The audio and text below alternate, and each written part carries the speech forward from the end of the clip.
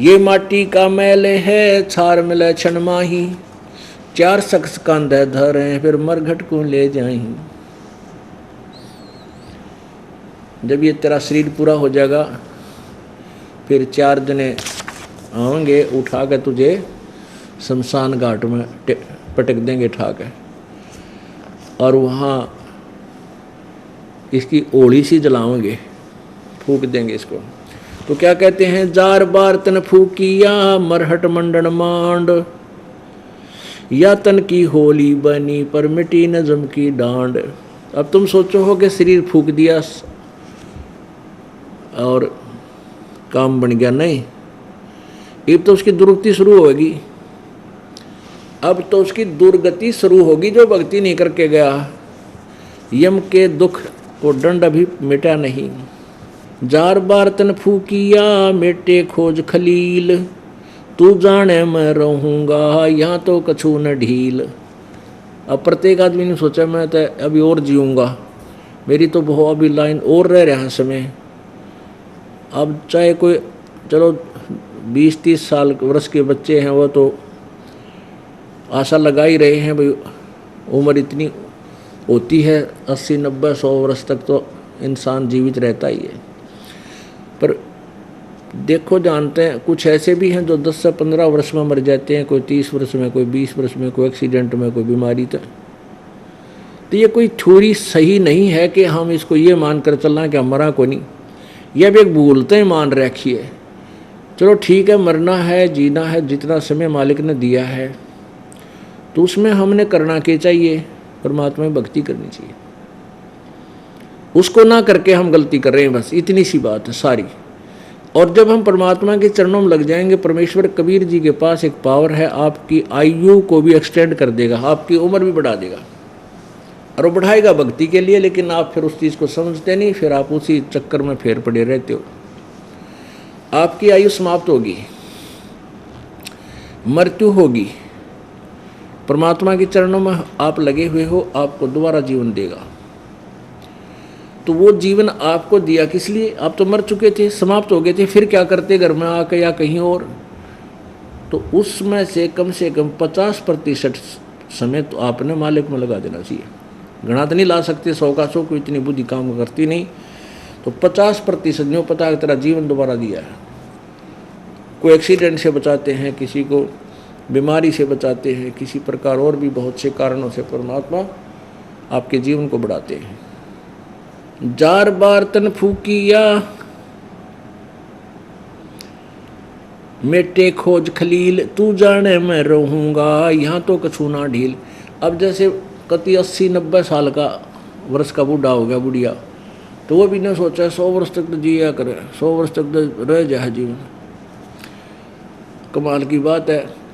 परमात्मा ने याद रखो, यानी आशा नहीं मिटती जीवन की, ने सोचा और भी इतना रह जाऊंगा, और एक पल का भरोसा नहीं, एक श्वास का। तो कारण क्या है कि तू जाने मैं यहीं रहूँगा यहाँ तो कछू ना ढील।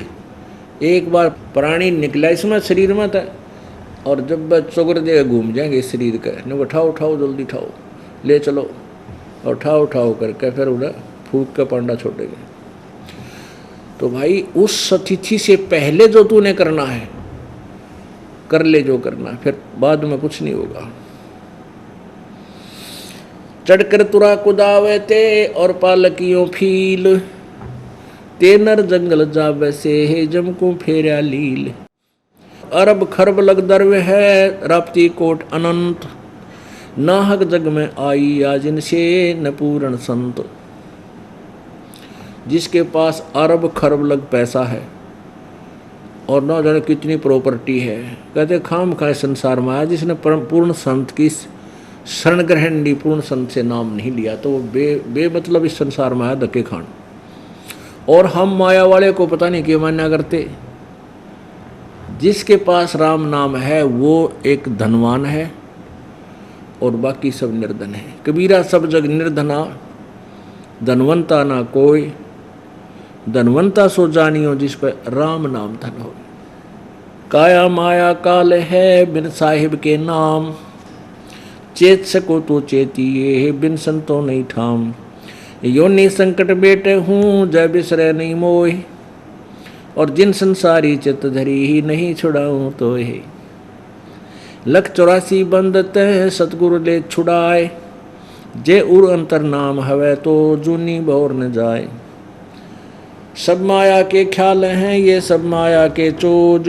बिन साई की बंदगी ही, जंगल होगा रोज। अब क्या बताते हैं, योनि संकट मेट हूँ। कबीर परमात्मा कहते हैं तेरे आने वाले जन्म जो कुकर शुकर गधे कुत्ते के होने थे वो सब खत्म कर दूंगा। जब भूले नहीं मोहे, और मुझे भूलकर तूने संसारी में ही ध्यान रखा अंत समय में। देखो आपको ये बातें याद इसलिए दिलाई जाती है पुण्यात्माओं कि इन फार्मूला को आप अपनाओ, इन फार्मूलों के आधार पर चलो, तब आपकी भक्ति सफल होगी।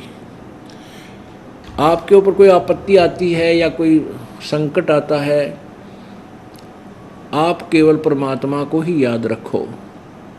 मृत्यु का समय आता है तो परमात्मा के नाम का सिमरन शुरू कर दो। ये पॉइंट हैं, फार्मूले हैं भगवान को पाने के। तो यहाँ क्या कह रहे हैं परमात्मा के, योनि संकट मेट हूँ, जो नाना प्रकार के प्राणियों के शरीरों में तू जाता है वो तेरा सारा संकट मेट दूंगा। जय बिसरे नहीं मोहे, और जय संसारी चित दरिद्र नहीं छुड़ाऊँ तो। एक बुढ़े की मृत्यु हुई थी, वो कंजूस गणा था। सारी उम्र उसने ये रखा जोड़ तोड़, परमात्मा बजा को ना। और उसके बच्चों को ये भ्रम था कि पिताजी की तो घना धन दाब रहे हैं जमीन में। पहले जमीन में दाब छुपाया करते थे, बैंक थे नहीं। तो उन्होंने सोचा कि पिताजी धन बहुत दाब रखा है, तो उन्होंने सोचा भी पिताजी कहाँ ले जाएगा, मरेगा जब बता देगा हमारे तक। अब तेनों सोचता होगा भी बालक से कदे खराब ना कर दें। वो बुढ़ा मृत्यु को प्राप्त होने लगा। तो क्या होता है, जो भक्तिहीन प्राणी मरते हैं उनकी जुबान बंद हो जाती है। यम के दूत आकर उसके जबान को पैरालिसिस कर देते हैं, वो बोल नहीं सकता। तो बुढ़ा मरण लग गया, मृत्यु होगी, जबान बंद होगी, खिंच खिंच कर सांस लग गया और न्यों करा बुढ़ा न्यों। अब बच्चा ने सोची पिताजी धन बताना चाहे है और बोल सकता नहीं। उनको पता था कि यहाँ एक पड़ोस के गांव में एक व्यक्ति है, 500 रुपये लेता है और वो ऐसी दवाई टपका देता है जीभ पर कि जब तक श्वास है तो वो बोल पड़े बता देगा कि बताना चाहे।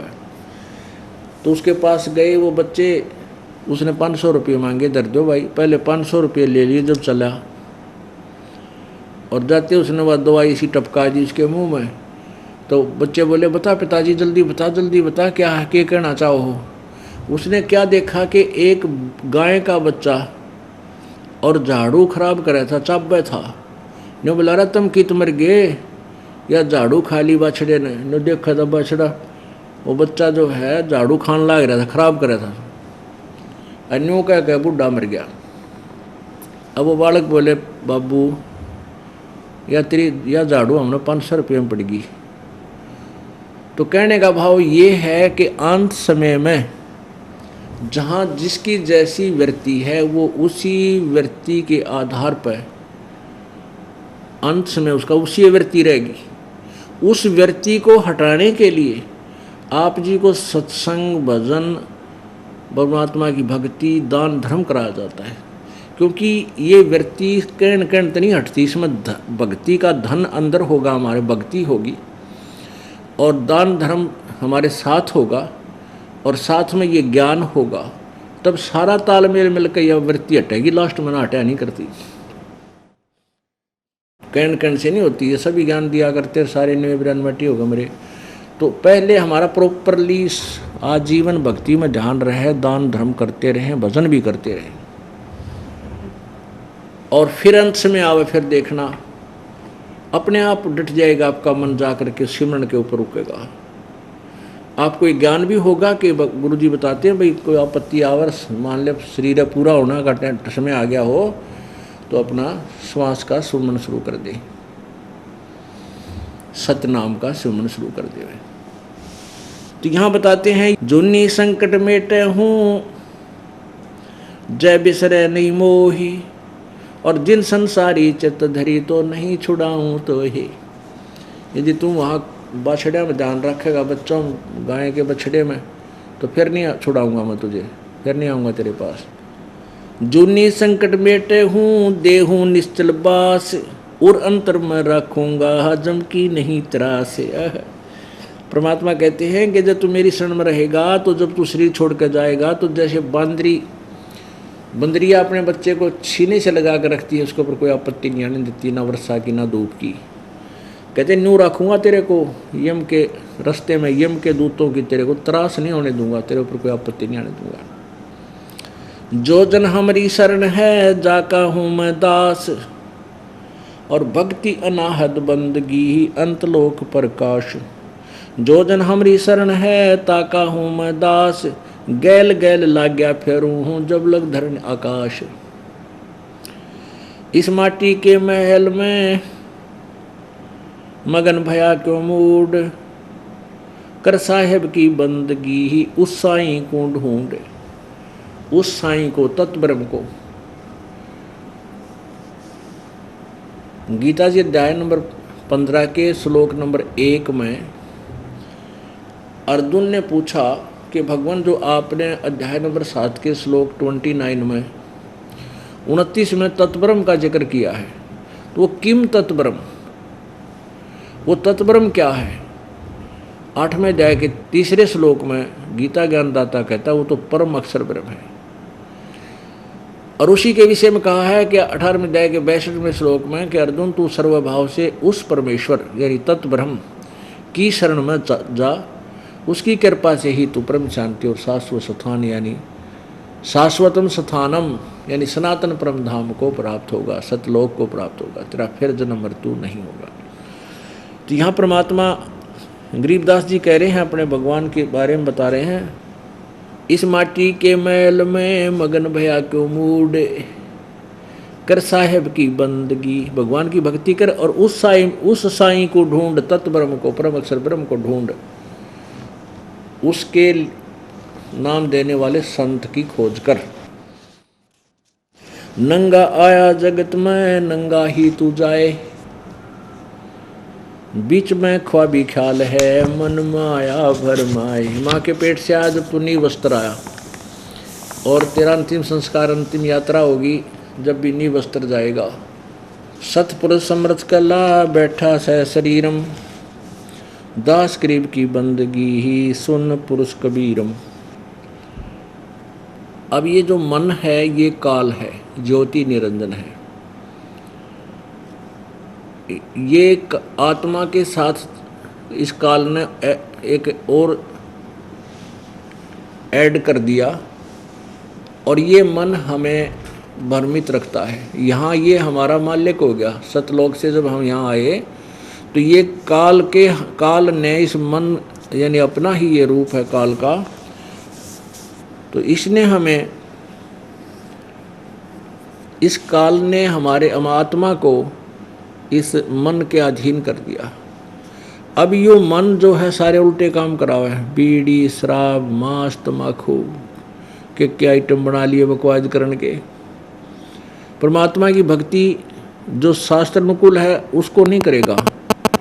अब देख लो आप कितनी भक्ति करते हो, सिंपल नाम जपना है, इसने ना जपने दे, महंगा करके जपना पड़े। और वैसे पेट पलनियाँ चल पड़ो, 10-10 5-5 दिन 3-3 दिन पैदल चल पड़ेगा और पेट पलनियाँ नो पेट कितना उल्टे काम करा लो, कर लेगा यो मन। लेकिन जिससे इसका मोक्ष होता है आत्मा का, यो मन नहीं करने देता। ये तो परमात्मा कबीर जी की कृपा होगी तभी आप भक्ति भी कर सकोगे, इसके चरणों में पड़े रहोगे तभी आपकी भक्ति कराओगा। इस मन को रोकेगा, इसको धमकावा डराओगा किसी तरह से। अब जैसे आप एक बार कुछ सोचते हैं बुरा फिर भला सोचते हो। इसमें दो मन काम करते हैं। एक तो खाकी मन, यो काल है। नूरी मन परमात्मा का अंश है। तो परमात्मा जो अभेद रूप में जीवात्मा के साथ रहता है वो नूरी मन कहलाता है। वो परमात्मा साथ साथ में जो भक्ति करते हैं उनके साथ उस नूरी मन का हुक्म फिर प्रारंभ हो जाता है। तो ये आत्मा जब पछताती है कि भगवान मैं तो बहुत बुरी तरह फंसा दी, इस काल के हाथ में फंस गई, इस मन के बांध दी, मन के चक्कर में फंस गई, मेरी रक्षा करो। तो क्या बताते हैं, मत दे दी है बालम बैरेनु, मत दे दी है बालम बैरेनु, मत दे दी है बालम बैरेनु, मत दे दी है बालम बैरेनु। संसारी दी गल्ला चिन्ह ना बूझे शब्द जो गहरेनु, संसारी दी गल्ला चिन्ह न बूझे शब्द जो गहरेनु। ये मुर्दों से ती प्रीत लगावना जाने सतगुरु मेरेनु, मत दे दी है बालम बैरेनु, मत दे दी है बालम बैरेनु। श्वेत छतर सिर मुकुट विराजे देखत ना उस चेहरे नु, श्वेत छतर सिर मुकुट विराजे देखत ना उस चेहरे नु। ऊंची थलियां खेती बोवे भूल रहे निज डेरे नु, मत दे दी है बालम बैरेनु, मत दे दी है बालम बैरेनु, मत दे दी है बालम बैरेनु, मत दे दी है बालम बैरेनु।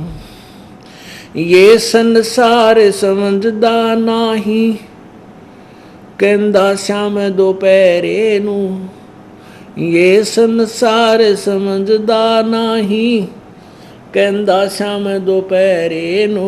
गरीब दास ये वक्त जात है रोओगे इस पैरे नु, गरीब दास ये वक्त जात है रोओगे इस पैरे नु, मत दे दी है बालम बैरेनु, मत दे दिए बालम बैरेनु।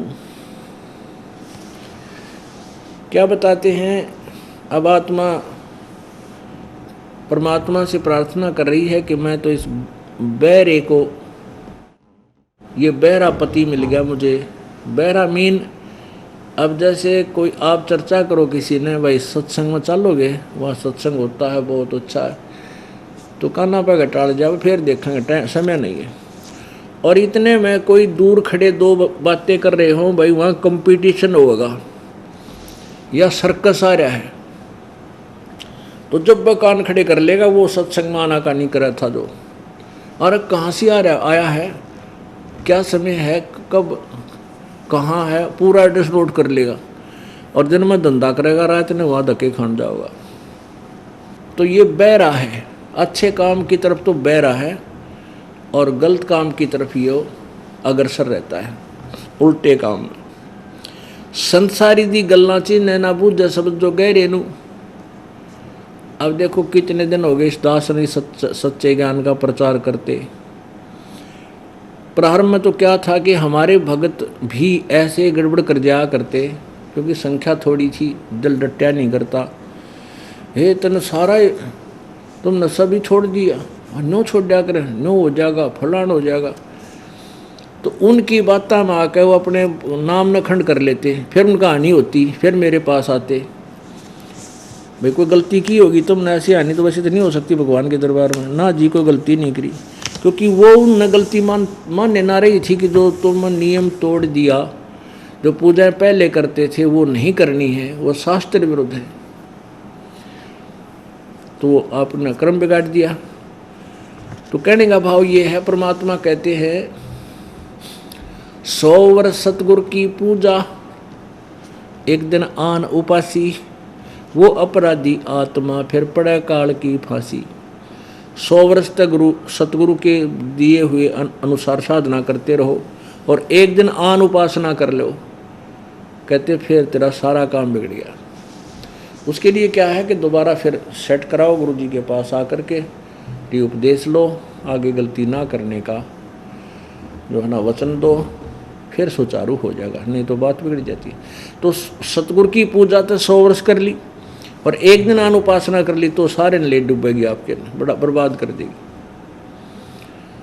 ले डूबने का तात्पर्य क्या है कि नामखंड हो गया, नामखंड हो गया, काल का दाव लग जाएगा, आपकी मृत्यु हो जाए मन माने। वो आपने साधना की, वो व्यर्थ तो नहीं गई, लेकिन क्या बन जाओगे कि तो देवता बना देगा स्वर्ग में, आपकी कमाई थे, खा बेटा बैठ के, बेटी खाड़। उसके बाद राजा बना देगा, राजा में बनकर नरे पाप करा करायो, नरे पाप यानी कर्म कति फड़वा कर जैसे थे उसा कर देगा। तो न्यू है कि वो अपराधी आत्मा फिर पड़े काल की फांसी, काल की फांसी में फंस गया, पार नहीं हो पाया। तो ये क्या बताते हैं परमात्मा, यही कहना चाहते हैं कि आत्मा के माध्यम से कि संसारी आदमियों की तो बात मान ले, और हम इतनी गहराई की हर प्रमाण देकर बात बता ज्ञान देते हैं, इसको सुनता नहीं।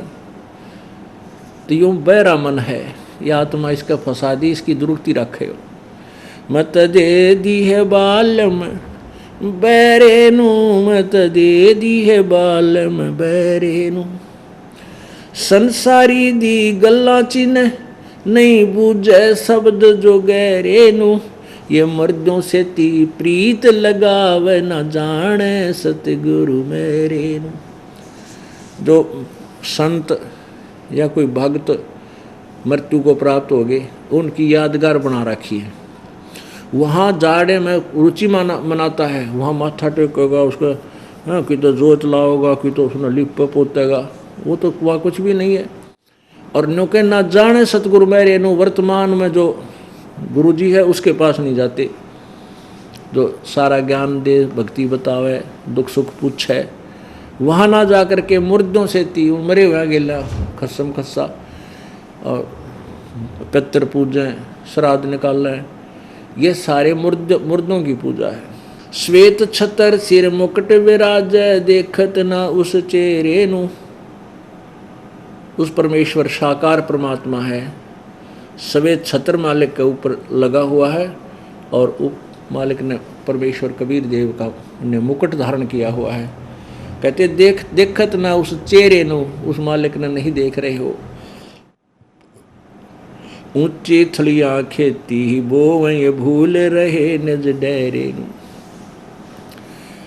आन उपासनाएं जो एक सत्य पूर्ण परमात्मा की भक्ति के अतिरिक्त जो हम पूजाएं करते हैं, ब्रह्म परब्रह्म, ब्रह्मा विष्णु महेश, देवी देवताओं या अन्य हनुमान गणेश जी की, ये तो ऐसी हैं जैसे किसान ऊंचे थलों पर, ऊंची थलियों पर, ऊंचे उबड़ खाबड़ जमीन पर जाकर के हल जोत कर बीज दिया, तो वहाँ कभी वर्षा हो जाए तो दाने हो जाते हैं, नहीं तो वो भी थोड़े बहुत होते हैं। और एक होती है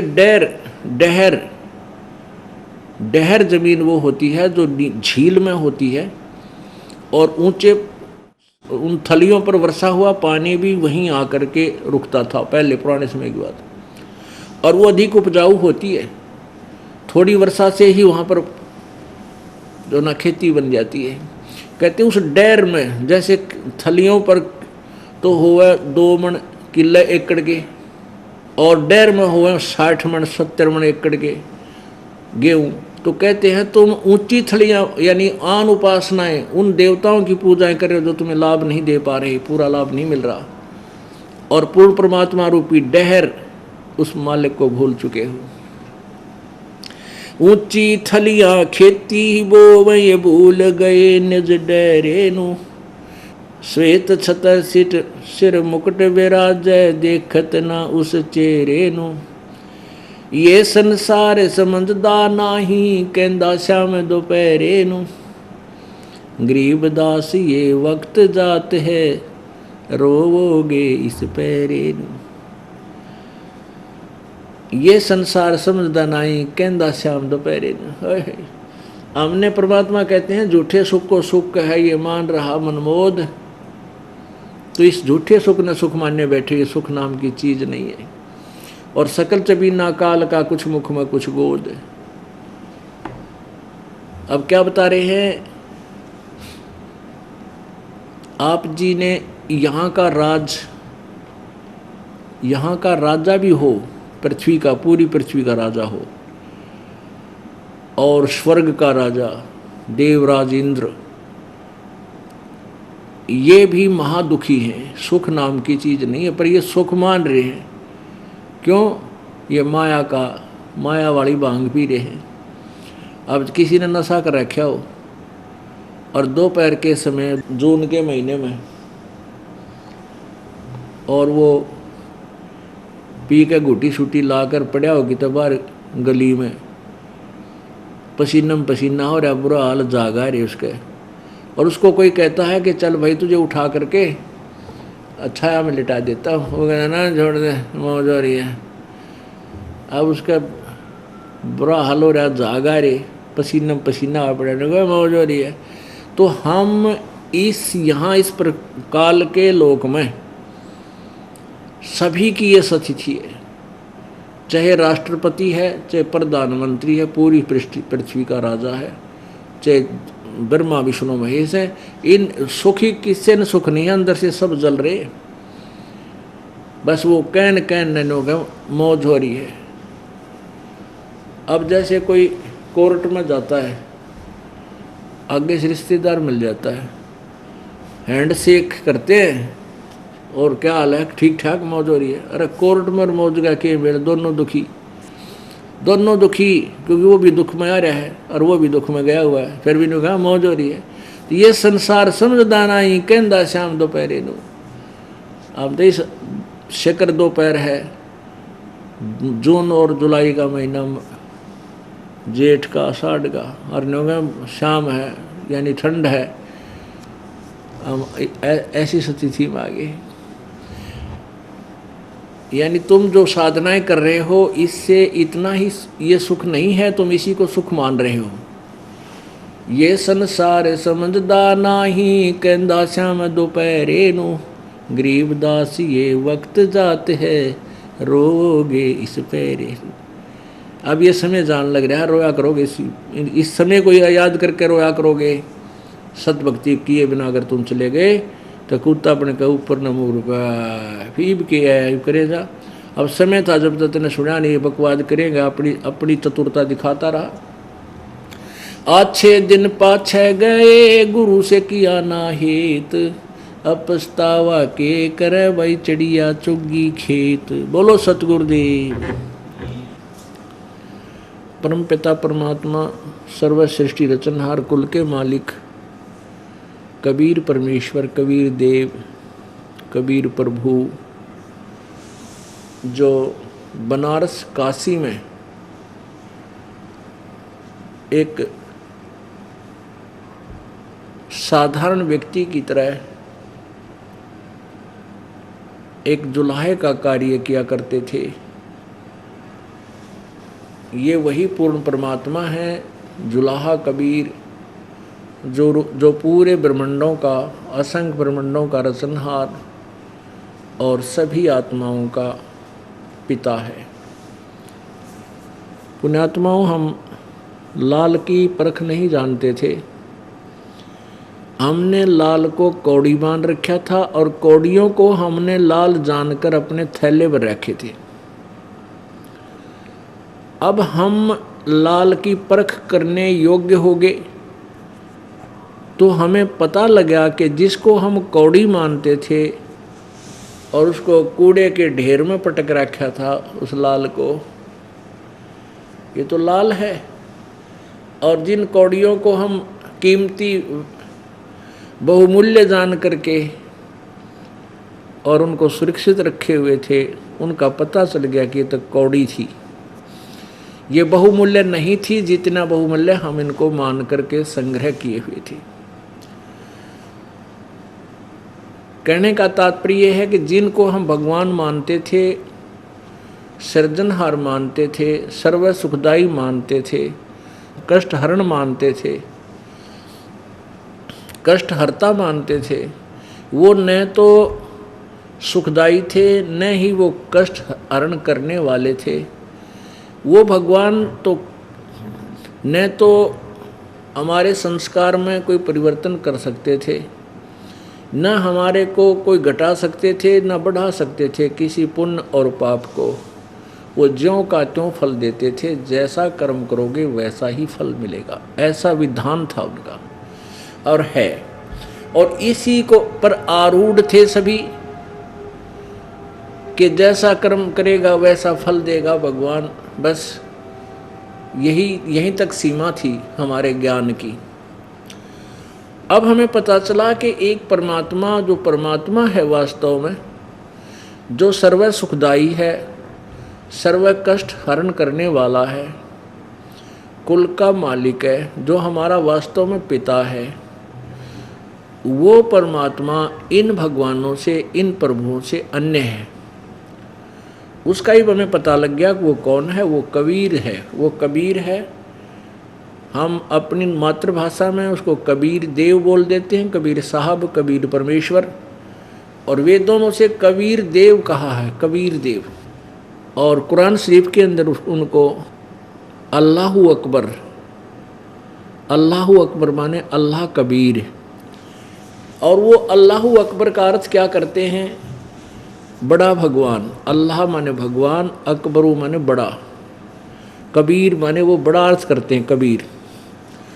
और बोलने का भेद करके वो अकबर कहने लगे, अकबर, अल्लाहु अकबर, अकबर, अकबीर, अकबीर माने कबीर। तो ये अपनी भाषा में, अरबी में, उर्दू में केवल लिखने का अंतर होता है। जैसे स्कूल को अस्कूल लिखते थे, अस्कूल, स्थान को अस्थान लिखते थे, बोलते थे अपनी साधारण भाषा में, लेकिन वो स्थान सीधा स्थान बोला जाता है। तो ऐसे वो परमात्मा वही है जो बनारस में आए थे और 120 वर्ष तक एक जनसाधारण की लीला करते हुए, अपना हाथ से काम करते हुए, प्रयत्न करके अपना निर्वाह करते हुए, और साथ में एक तत्वदर्शी संत की भूमिका करते हुए वो 120 वर्ष तक रहे। पर वो परमेश्वर सहस्री आए थे, एक शिशु रूप धारण किया था, बालक का रूप। काशी शहर के लहर तारा तालाब में कमल के फूल के ऊपर परमात्मा सतलोक से आकर के विराजमान हुए थे। और पिछले कोई संस्कार से नीरू और नीमा, एक मुसलमान दुल्हा दंपति जो निसंतान थे, वो परमेश्वर को उठा ले गए थे। लीला में परवरिश करते हुए परमात्मा 120 वर्ष तक बड़े हुए, 120 वर्ष तक अपनी एक जनसाधारण की भूमिका की। और सहशरीर मगर स्थान, गोरखपुर एक शहर है जो गीता प्रेस गोरखपुर के नाम से प्रसिद्ध है। उस गोरखपुर से 25-30 किलोमीटर की दूरी पर, 30-35 किलोमीटर की दूरी पर एक मगहर कस्बा है। और वहाँ परमात्मा ने एक लीला की थी। 2 नवाब, 2 नरेश और हजारों व्यक्ति, सैनिक, हजारों जनता के लोग वहाँ उपस्थित थे। उनके सामने सहशरीर सतलोक गए थे। उनका शरीर नहीं पाया था, शरीर के स्थान पर सुगंधित फूल मिले थे। पुण्यात्माओं, जब तक हम सौदा करें तो सूझबूझ से करें। जिस भी व्यवसाय को हम करने चले हैं उसके विषय में हमें पूर्ण जानकारी होनी चाहिए कि इस व्यवसाय से हमें कितना लाभ होगा, तभी हम उसमें सफल होंगे। इसी प्रकार हमने इस राम नाम के सौदे को करना है तो बहुत ही सूझबूझ से करना है। राम नाम निज सार है, राम नाम निज मूल, राम नाम सौदा करो, राम नाम ना भूल। अब यहाँ पर गाड़ी अड़ जाती है कि राम नाम का सौदा करो, बिजनेस करो, अपना कमाई करो, राम के नाम की भक्ति को बढ़ाओ। राम नाम सौदा करो, राम नाम ना भूल। अब हमने कौन से राम की भक्ति करनी है, कौन से राम के नाम की कमाई करनी है, पहले हमने ये निर्णय करना होगा। पहले तो हम ये समझें कि राम की परिभाषा क्या है। राम की परिभाषा ऐसे समझें जैसे एक स्टेट में, एक देश में, जैसे तहसीलदार साहब, एसडीएम साहब, डीसी साहब, कमिश्नर साहब, मंत्री साहब और मुख्यमंत्री साहब, प्रधानमंत्री साहब और राष्ट्रपति साहब, ये सभी साहब हैं। साहब का अर्थ होता है स्वामी, मालिक, प्रभु, राम। अब ये प्रत्येक जो अधिकारी हैं ये सभी साहब कहलाते हैं, परंतु इन साहबों की शक्ति में अंतर बहुत होता है। इसी प्रकार हमने भक्ति करने से पहले ये विचार करना चाहिए कि कौन से साहब की साधना करें जिससे हमें पूर्ण मोक्ष और संकट निवारण हमारा हो। अब जैसे एक ब्रह्मांड के अंदर श्री ब्रह्मा रजगुण, श्री विष्णु सतगुण और श्री शिव जी तमगुण, ये तीनों एक एक विभाग के मंत्री साहब समझो।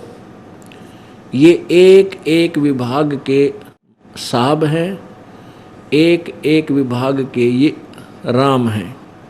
और इनके पिताजी ब्रह्म ज्योति निरंजन, ये 21 ब्रह्मांड के राम हैं, साहब हैं। 21 ब्रह्मांड के, और प्रत्येक एक ब्रह्मांड के अंदर ये मुख्यमंत्री का रोल करते हैं। इसके 21 ब्रह्मांड हैं जिन पर ये स्वामी हैं। एक ब्रह्मांड के अंदर ये स्वयं मुख्यमंत्री का रोल करता है ब्रह्म,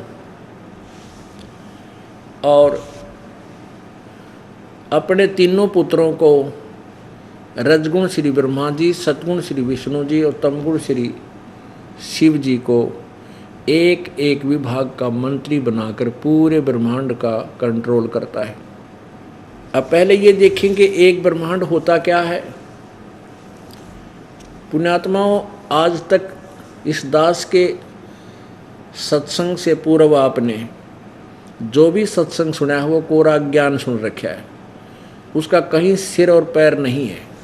अब इस बात से आपको एक बार तो महसूस होगा कि ये दास अभिमान कर रहा है। अभिमान नहीं, सच्चाई कह रहा है। हमने अभी तक राम राम नाम सुने थे, भगवान अल्लाह गॉड, लेकिन हमें ये नहीं मालूम था ये भगवान कितनी पावर के हैं, इनकी भक्ति से हमें क्या लाभ होगा। बस अंधाधुंध लग रहे थे, लकीर के फकीर हुए थे, क्योंकि ज्ञान था ही नहीं। जो भी जैसा ज्ञान देता संतजन उसी पर आधारित होकर उसके ऊपर आश्रित हो जाते थे। पुण्यात्माओं, परमात्मा की भक्ति के लिए प्रेरित करना, बदले रे भगवान तेरा काम आवेगा, भाई भगवान की भक्ति करनी चाहिए। ये तो आम आदमी कह देगा जो थोड़ा बहुत कोई चार बात सीख रहा है, जानता है। और श्रद्धालु लोग उन बातों को सहर्ष स्वीकार करते हैं क्योंकि उनको भगवान की चाह है। तो ये दास भी आपको प्रतिदिन नई नई कथाएं सुना करके टाइम पास कर सकता है। दास चाहता है कि आपको लाल और लालड़ी की परख करना सिखा दूं। लाल और लालड़ी की जब तक हम परख कर नहीं सीखेंगे तब तक हम सौदागर नहीं हो सकते। एक नगर में दो भाई थे सेठ, उससे छोटे की मृत्यु होगी, उसके दो पुत्र थे, वो छोटी आयु के थे, कोई 15 वर्ष का, कोई 16 वर्ष का, 17 वर्ष का। तो उस छोटे भाई की जो पत्नी थी उसने अपने पुत्रों से कहा, जब दाह क्रिया संस्कार से फारिग हो लिए, क्रिया क्रियाओं से, अपने पुत्रों से कहा कि बेटा तुम अभी बालक हो, बिजनेस व्यवसाय के बारे में तुम कुछ नहीं जानते, आप अपने ताऊ जी के साथ, ताऊ जी कहते हैं पिता के बड़े भाई को, क्योंकि आजकल तो अंकल कहने लगे, छोटा हो चाहे बड़ा, लेकिन जो ताऊ उसी को बोलते हैं, जो पिता का बड़ा भाई उसको ताऊ बोलते हैं हमारे यहाँ देसी भाषा में। उनकी माँ ने कहा अपने ताऊ जी के साथ मिलकर कुछ दिन जो है सौदा इकट्ठा कर लो, उनके साथ मिलकर बिजनेस कर लो, तुम्हें अभी ज्ञान नहीं है, और ऐसा करो, पैसे तो मेरे पास है नहीं। माँ ने कहा बच्चों से आप ये लाल ले जाओ, लाल। उस माई ने लाल बांध रखे थे एक कपड़े में और पोटली बना रखी थी उसकी, वह खोल कर देखी, बच्चों से कहा बेटा ले लाल ले जाओ, अपने ताऊ जी से कह देना कि पैसे तुम्हारे पास है नहीं, इन लालों को गिरवी रख लो, पैसे ले लो, सौदा ले लो, फिर हम बड़े होकर के पैसे हो जाएंगे तब इन लालों को छुड़वा लेंगे और हमारा हिस्सेदारी कर लो, हम अभी बालक हैं, आप हमारा भी गुजारा हो जाएगा, आपके साथ निर्वाह हो जाएगा। तो दोनों बच्चे माताजी के दिए हैं उन लालों की गठड़ी को लेकर, पोटली को, ताऊ जी के पास गए और कहा ताऊ जी हमारे पिताजी संसार में रहे नहीं, हम बालक हैं, हम व्यवसाय नहीं कर पाएंगे अकेले, हम आपके साथ पार्टनरशिप करना चाहते हैं। और मेरी माँ ने कहा कि हमारे पास पैसे नहीं हैं, आप ये लाल रख लो, ये लाल है, इनको रख लो, गिरवी रख लो, जब हमारे पास पैसे हो जाएंगे इनको छुड़वा लेंगे। अब उस ताऊ जी ने देखा वो लाल खोल रखे थे, कहा, उस सेठ ने कहा बेटा इन लालों को तो वापस रखाओ, तेरी माँ के पास दे दो, सुरक्षित रखेगी इनको, फिर जरूर आवश्यकता पड़ेगी तब ले लेंगे। मेरा व्यवसाय उधार में बहुत चलता है, बहुत उधार मिल जाता है दूसरे शहरों में, अभी उधार ले आते हैं, फिर आवश्यकता पड़ेगी तब इन लालों को तेरी माँ से हम ले लेंगे, और अभी कोई आवश्यकता नहीं, और आप मेरे साथ हिस्सेदारी कर लो। अब उन बच्चों ने अपनी माँ से कहा कि ताऊ जी ने ऐसे ऐसे कहा है, आप इन लालों को सुरक्षित रखना, हम हिस्सेदारी स्वीकार कर लिए, दूसरे शहरों में जाएंगे और व्यापार बिजनेस करने सीखेंगे। तो वो बच्चे, दोनों बच्चे और वो ताऊ जी सेठ दूसरे शहर में चले गए कुछ सामान खरीदने के लिए। अब एक सेठ से 50,000 रुपये का सामान लिया उधार पे, उसका सौदा कर लिया, और जहां वो धर्मशाला में रुके हुए थे तीनों जने, वो ताऊ जी और उसके वो दोनों भतीजे वहां आ गए। तब उस सेठ ने कहा उन बच्चों से कि बेटा जाओ ये लाल दे आओ उस सेठ को जिससे 50,000 रुपये का सामान हमने लिया है। और उनको बोलना कि ये लाल रख लो, हम आएंगे तब अपना लाल वापस ले लेंगे। दोनों बच्चे गए, उस सेठ से कहा कि ले लाला जी, ये मेरे ताऊ जी ने लाल दिया, इसको रख ले गिरवी, हम 50,000 रुपये तेरे फिर बाद में दे देंगे और अपना लाल ले जाएंगे। तो सेठ ने कहा बैठ जाओ बेटा, बैठ जाओ। बैठ गए। तो सेठ ने, लाला जी ने एक जोर ही बुलाया और उसे कहा कि भी देख ये लाल ठीक है, कैसा है। और जौहरी ने देखकर बताया कि सेठ जी लाल नहीं, ये तो लालड़ी है, लाल तो 9 लाख रुपए का होता है, और यह तो 200 रुपये की भी कोई ना ले, इस लालड़ी नहीं, तो नकली है, डुप्लीकेट है। तो उस सेठ ने वो लालड़ी बार गली में फेंक दी सड़क पर और 4 खरी खोटी सुनाई बच्चा थी। कहा कि तेरे पिताऊ जी भाई झूठे आदमी तो नहीं थे, तेरे पिताजी का के बेईमाना आ गया आज, इतने दिन तक मेरे से संबंध था उसका, वो तो कदे झूठ बोलिया नहीं कर दे, उन्होंने तो कदे धोखा दिया नहीं, रात मेरे तो धोखा देना आगे वह, मैं क्यों नाटू था भाई, उधारते भी ना नाट्या कर दे। और ईसा जुल्म के कराते रहता उन्हें कह दिए यो, या के माड़ी बुद्धि आ गई उसमें, ये तो लालड़ी है, लाल को ना ले जाओ इसने अपने न ठाक है। अब वो दोनों बच्चे बड़े दुखी हुए, उस लालड़ी ने उठा कर आगे ताऊ जी के पास धर्मशाला में। अब ताऊ जी को तो पता था इन गेला के बीतेगी।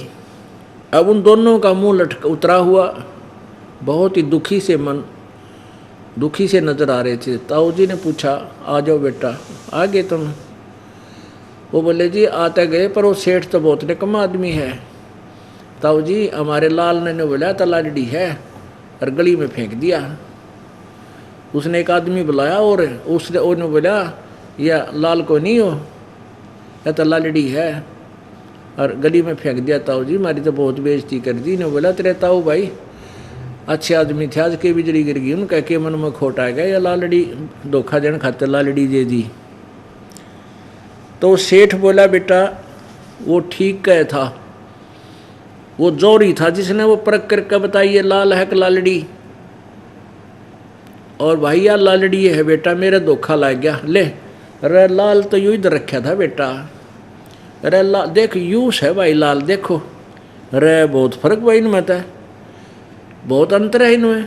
तो उन बच्चा ने भी देखा वो लाल, तो ताऊ जी ने दूसरी साइड से निकाल के दिया और फिर बोला कि जाओ दे क्या उसको, और कह देना मेरा ताऊ जी धोखेबाज नहीं है, धोखा लग गया था, गलती से लालड़ी आ गई।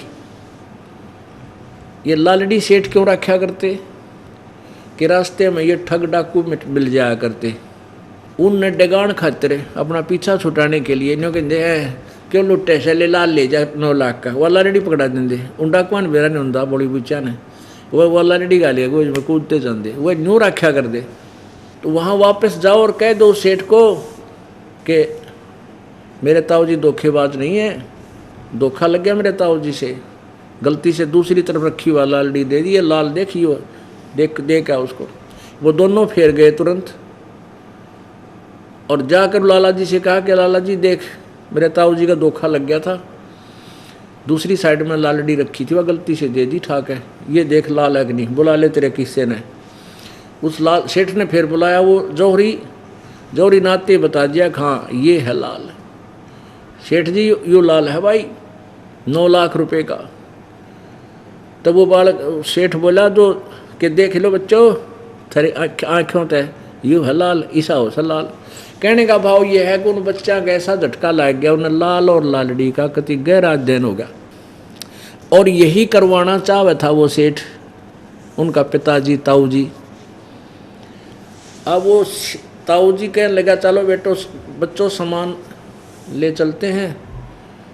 उन्होंने अपना समुद्री जहाज़ के मार्ग से जहाज़ में सामान रखा और चल पड़े घर आगे। घर आकर के अपनी उन्होंने कहा, सेठ ने कहा था, उस ताऊ जी ने कहा बच्चों अब ऐसे करो भाई, घनी उधार होगी उस पिछले शहर में, तेरी माँ ने न्यू कह दो कि वो लाल दे देगी, वो लाल ले आइयो बेटा, फिर वो गिरवी रख जाएंगे वहाँ पर। घना उधार हो गया। अब ठीक है ताऊ जी। वो बच्चे भागे गए घर ने, अपने घर दौड़े दौड़े गए। माँ माँ, वो माँ भागी आई, आगे बेटा आगे आ जाओ, नहा लो, रोटी खा लो।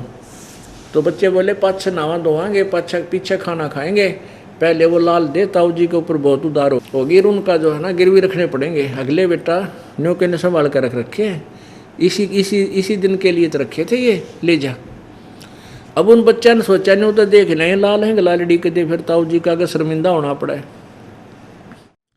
उन बच्चा ने खोल कर देखा तो वो परख उनको होगी थी, वो लालड़ी थी, लाल नहीं थे। अब वो बोले अपनी माँ ने कि माँ आप तो बिल्कुल भोली भाली हो, सादी भोली हो, आपको नहीं पता माँ ये लाल को नहीं है तो लालड़ी है। लाल तो 9 लाख रुपए का होता है, तो 200 रुपये की भी को नहीं, सारी लालड़ी है माँ इनमें। तो माँ बोली बेटा मैंने तो पता नहीं, मैंने सोचा तेरे पिताजी के समय के रखे थे, मैंने सोचा लाल होंगे ये। तो दोनों बच्चे अपने ताऊ जी के पास गए, उसके घर पे, और न्यू बोले ताऊ जी मेरी माँ है ना वह बोली बाली है, उसने उसको पता को नहीं, ताऊ जी वो लाल को ना थे, वो तो सारी लालड़ी थी, हमने देखी वे।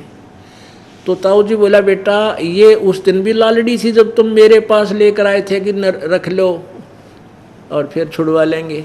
यदि मैं कह देता ना अपने मुंह तय, अपने मुख से बोल देता कि ये लाल को ना लालड़ी है, तेरी माँ भी मुंह चढ़ाओ और तुम भी काली मानो, न्यो कहो तेरी माँ मेरा पति ना हो रहा संसार में, इसलिए हमारी लालों को भी लालड़ी बताओ, आज यू देखिए। और बेटा मैंने तुम्हें इतना तैयार कर दिया कि तुम स्वयं परख कर लोगे अपने लाल और लालड़ी को, तो मेरे ऊपर वजन ना आओगा, मैं बूढ़ा ना बनूंगा, इसलिए तुम्हें मैं वैसे ले गया था और तुम्हें पारखू बना लिया। अब तुम नापा पटक दिए ठाक वह लाल को ना लालड़ी है, नहीं तो सुरक्षित रख रहे थे, सो चिंता कर रहे थे कदे कोई काट ले जाए। तो पुण्यात्माओं ये दास आपको ये सदग्रंथ और ये तत्व ज्ञान आपके हृदय में इस तरह दचा देगा कि लाल और लालड़ी की परख करना आप स्वयं सीख जाओगे। और अपनी अपनी साधनाएं जो आप करते थे, जिनको गठड़ी बांधे बैठे थे, उन आप पर पटक दोगे ठाक है। तो जब तक हम पारखू नहीं होंगे तो हम उसको सत्य और असत्य को कैसे निर्णय करेंगे। जब तक हम इन अपना मानव समाज समझ शिक्षित नहीं था, इसलिए 3 नकली ऋषि में ऋषियों और गुरुओं ने हमारे अंडोला बना रखा था। कोई कुछ कह दे भगवान के बारे में, कोई कुछ कह दे, हमने वो ही मानना पड़ा। क्योंकि टीचर जो होता है उसकी बात को विद्यार्थी फाइनल मानते, और हमारे टीचर इसे नालायक थे, हमारे गुरुजी हिंदू धर्म के, उनको अपने सिलेबस का ही ना पता था। वो ऐसी दंत कथा सुना सुना कर हमारे को कुमार्ग पर लगा गए। अब उस कुमार्ग के ऊपर चलते चलते हमने बहुत दिन हो गए, उससे वापस होते हुए बड़ा डर सा लगा है, बड़ी समस्या आती है कि इतने दिन हो गए साधना करते हैं, अब क्या होगा। लेकिन जब हम कुमार्ग पर जा रहे हैं, अपने घर के विपरीत दिशा में जा रहे हैं, तो उसको तुरंत त्यागना ही पड़ेगा, तभी हम सौ घर पहुँचेंगे। अपने घर तभी आएंगे जब हम उस कुमार्ग को त्याग कर यथार्थ मार्ग को ग्रहण करेंगे।